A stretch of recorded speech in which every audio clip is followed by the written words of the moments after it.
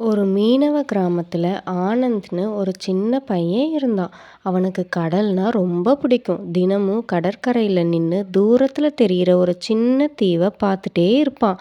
அங்க என்ன இருக்குமோ அப்படின்னு அவன் யோசிச்சுட்டே இருப்பான். ஒரு நாள் கடல் அமைதியா இருந்துச்சு. ஆனந்த் அவனோட தாத்தாவோட சின்ன படகை எடுத்துக்கிட்டு மெதுவா அந்த தீவுக்கு போனான். அங்க இறங்குனதும் தீவு முழுக்க பட்டாம்பூச்சி, பழமையான மரங்கள், ஒரு பழைய கல் சிலை அப்படின்னு நிறைய இருந்துச்சு.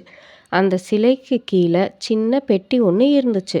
அதில் ஒரு மேப் இருந்துச்சு. அந்த மேப் தீவுக்குள்ள மறைஞ்சிருக்க ஒரு நீரூற்றை காமிச்சுச்சு. ஆனந்த் அதை தேடி போனான். சில நிமிடத்துல அவன் ஒரு அழகான நீல நிற நீரூற்றை கண்டுபிடிச்சான். அந்த தண்ணி ரொம்ப இனிப்பா இருந்துச்சு. ஆனந்த் அதை கிராமத்துக்கு எடுத்துட்டு வந்து காட்டுனான். அந்த தண்ணி கிராமத்துக்கு பெரிய வரப்பிரசாதமா இருந்துச்சு. நீதி: ஆர்வம் இருந்தால் புதிய உலகங்கள் உருவாகும்.